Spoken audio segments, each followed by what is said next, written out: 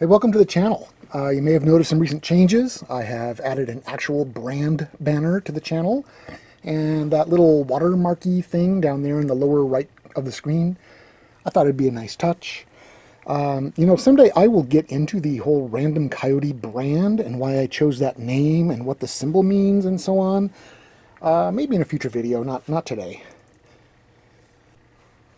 The art featured in today's comic is part of a Juni Okuda-centric episode and a Juni-centric chapter. I've been following her adventures as she reclassifies to a new job in her Army Reserve unit.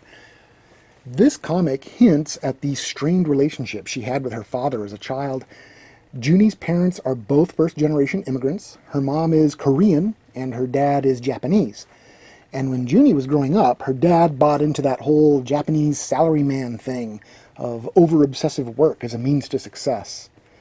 So he wasn't at home a lot. He was always putting in overtime, and when he was home, he was mostly just thinking about business and work and success and being successful and putting a lot of pressure on Juni for good grades, get to a good university, then get a good job and get more money and stuff like that.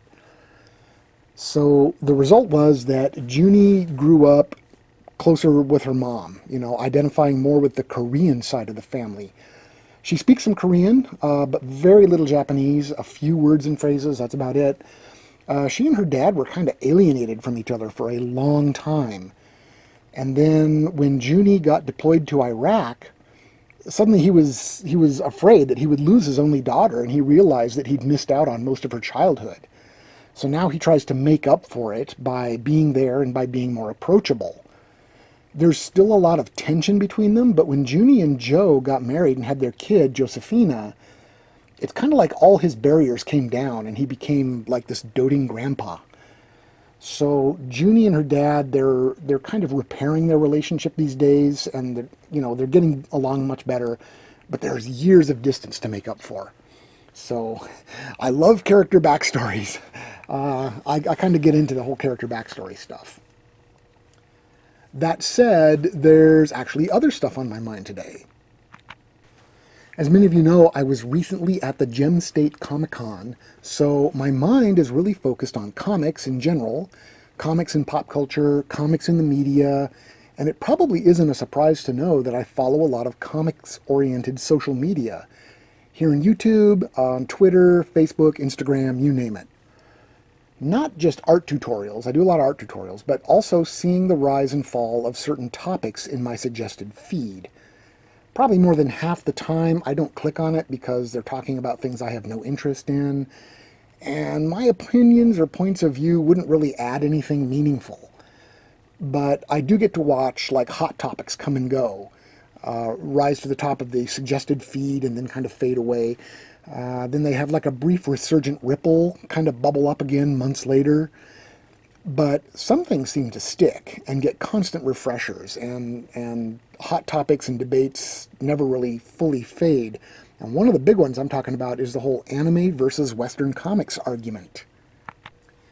All right, so a bit of full disclosure here. I used to be that guy that hated anime and manga.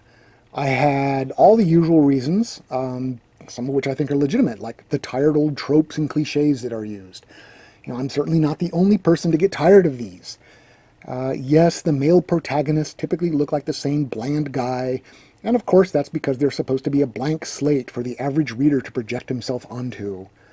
This is especially true in like the harem mangas and animes, which is kind of its own problematic, overused trope.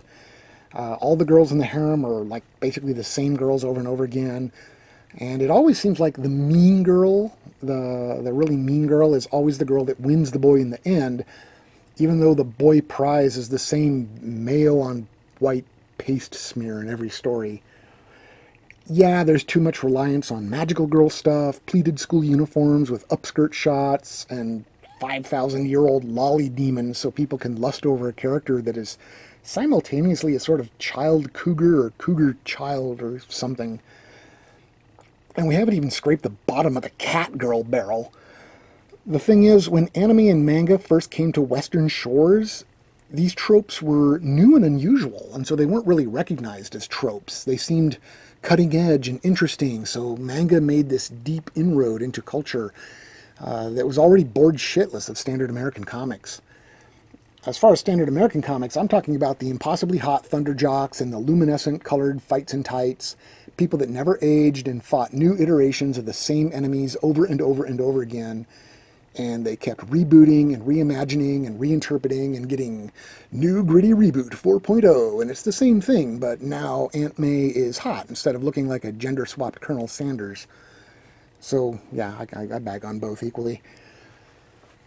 But the argument about whether anime and manga are beating Western comics or if they are qualitatively better or whatever makes a huge assumption, I think. Obviously, Western comics in this conversation is really used to mean American comics because no one's talking about how manga and anime are beating Judge Dredd or Tintin or 2000 AD or heavy metal or any of that other stuff. European comics are still there and they're Western.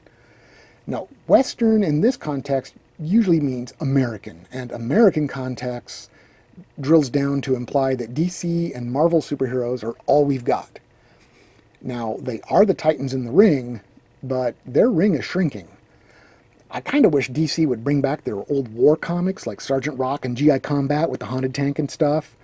They tried a reboot, but it didn't catch on, so I guess there's my answer.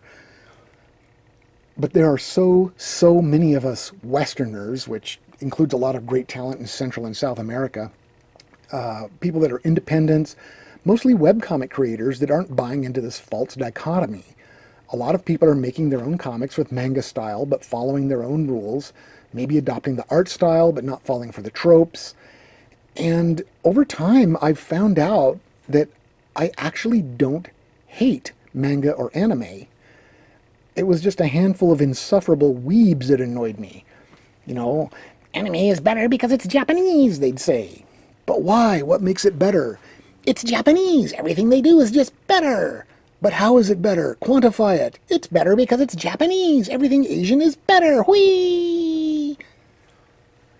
Now, manga and anime are different, and there's much to learn from them. The art style is what it is because it is simple and can be cranked out on a production line for 600-page mangas every week. So, does that mean that manga is beating up the so-called traditional Big Two American comics? Yeah, they are, because people are thirsty for something new, and even imported tropes are still novel enough to outmaneuver the tired old rehashes being served up like sun-dried margarine. And the independent creators are ignoring or recombining some of the original manga tropes, which is kind of like sharpening both sides of the knife as far as I'm concerned. Manga and anime are imperfect, but they dare and try and bring continuity, story arcs, and resolution compared to the constantly recycled superhero stuff. If superheroes are going to survive, they need to up their game. Or maybe it is time to give the tired old genre a fresh bowl of mush, a change of Depends, and order up a Forever box on Amazon. Anyhow, that is my completely uncalled for and unqualified rant about manga versus superhero stuff. This is what happens when you have comics on your mind, not enough sleep, a lingering con buzz, and probably too much to drink. But until later, for the best action-adventure comics you haven't read yet, keep it random. So say we all. So say we all.